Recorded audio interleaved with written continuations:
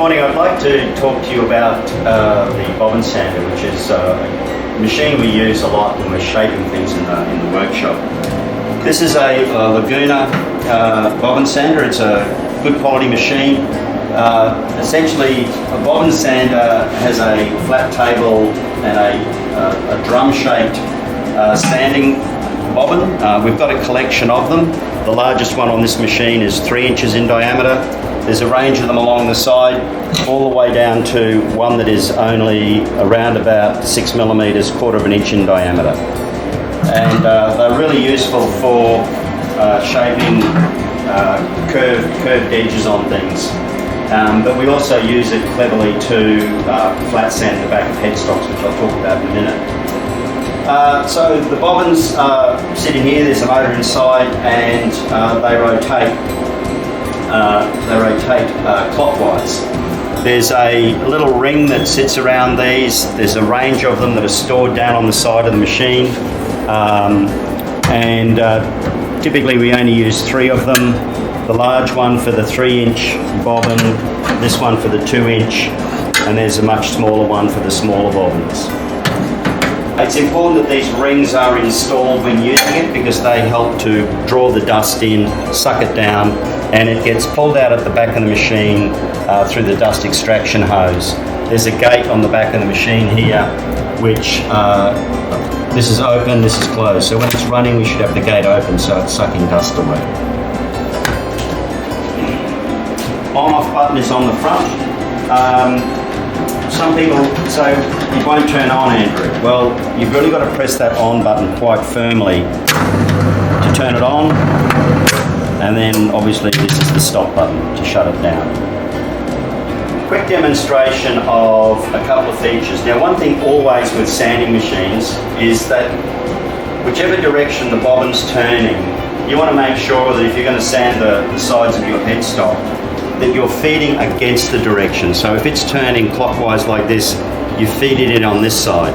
If you feed it this way, it's going with the direction and it's going to try and pull the work away from you, and it doesn't sand effectively. You get much more control by going against the direction of the machine. So in this case, we would sand on this side. Now the challenge then is, well, how do we sand on this side because we're going with it? Well, in that case, you have to start at the back and pull it towards you. And if you're working across the top of the headstock, then again it's turning this way. You move from this side in this direction as it's rotating.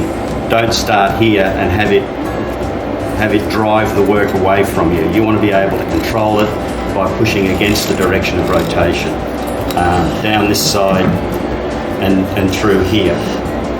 And then on this side you'd have to start here and work your way towards the top of the headstock.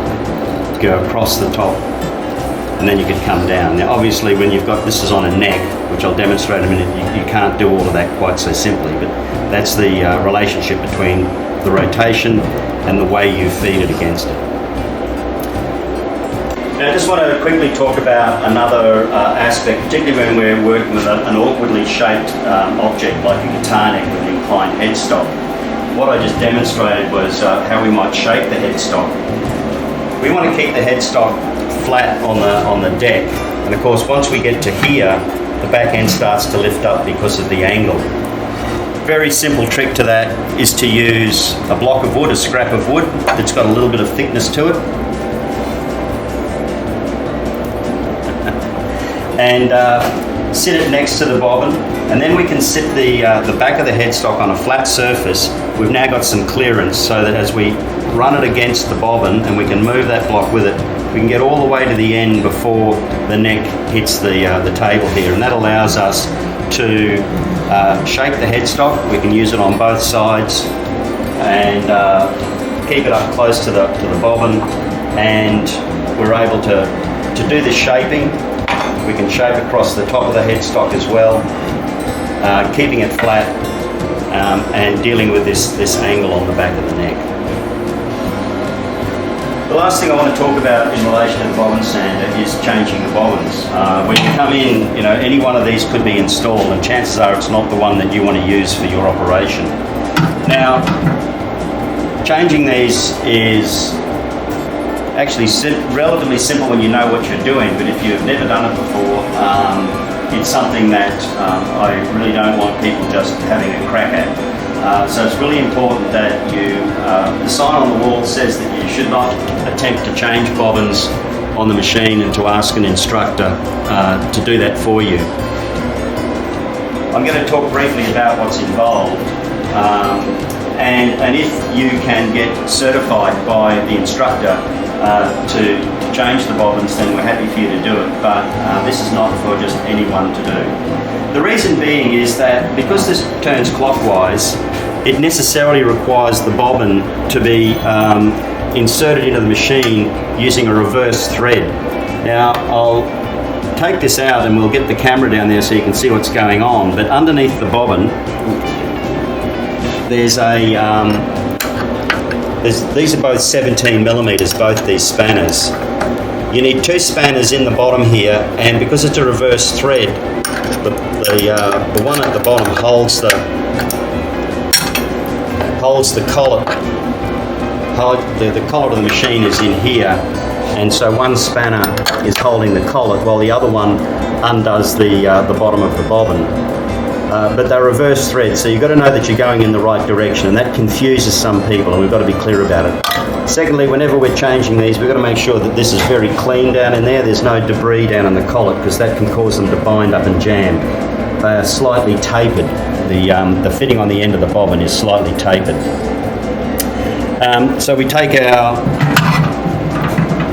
the bobbin we're intending to put in there. It goes in, and as I said, keeping in mind that it's a reverse thread, we have to go backwards and then install our spanner on the bottom and then one on the top to tighten them up. And they don't have to be done up super tight because the machine will automatically tighten as it's used. Anyway, like I said at the beginning, that's not an operation for just anyone to do. If you haven't been certified by an instructor to change bobbins, please don't come and ask, and we'll happily come in and change them for you. And of course, when you put a new bobbin on, you'll get the appropriate dust ring and sit that over the top.